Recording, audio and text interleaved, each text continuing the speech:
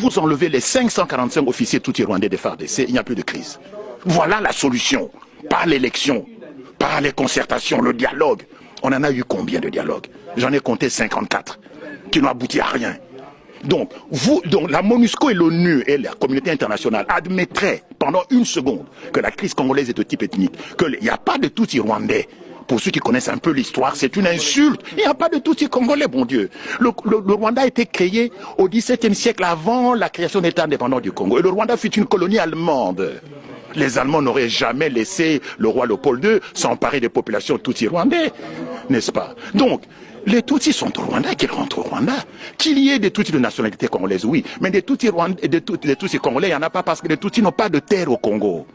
Il n'y a pas de terre appartenant aux Tutsis sur le territoire congolais. De même qu'il y a des Congolais qui habitent en Belgique, il y a des Balouba, des Bayansi, des Batété qui vivent en Belgique, mais il n'y a pas des Batété la belge, il n'y a pas de Balouba belge, parce que nous n'avons pas de terre ici, nous n'avons que la nationalité. Qu'il y ait des Tutsis qui ont acquis la nationalité congolaise, d'accord, mais ils n'ont pas de terre ancestrale. Nous avons la liste, qui se trouve ici d'ailleurs au musée de Tervuren, de toutes les ethnies bantous qui ont cédé leur terre au roi Léopold II pour constituer l'État indépendant du Congo. Parce que l'État indépendant du Congo, l'EIC, contrairement aux autres pays africains, a été créé par fusion de terres, par addition de terres, appartenant à une quinzaine de royaumes et d'empires et à quelques centaines de communautés traditionnelles africaines bantous. Alors que les autres États africains, les autres colonies africaines ont été créés par division. Nous, c'est par fusion, par addition des terres. Et quand vous regardez les gens dont on a additionné les terres, il n'y a pas de terre de Bami Tutsi rwandais. Il n'y en a pas. Et donc, ceux qui prétendent, les gens qui écrivent ici dans les médias, il y a une consoeur journaliste du soir qui parle de Banyamulenge et des Tutsis congolais. Mais c'est du n'importe quoi. Madame Cross.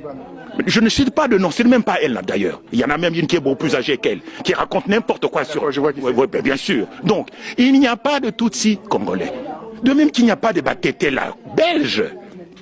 Donc, la guerre du Congo vient du fait que les Tutsis veulent créer au Congo, au dépend du territoire congolais, un Tutsi-land, un foyer national Tutsi, où ils vivraient en population majoritaire, où ils seraient plus exposés à un risque de génocide.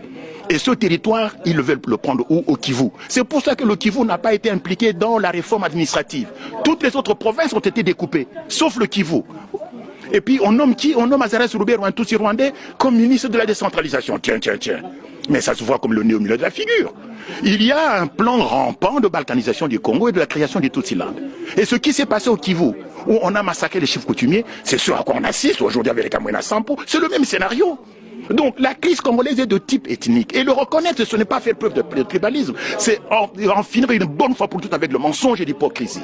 Qu'on admette qu'il n'y a pas de Tutsi congolais, que les Tutsis du Congo, et notamment ceux de l'armée en particulier, les 545 officiers, rentrent chez eux au Rwanda, et il n'y a plus de crise au Congo.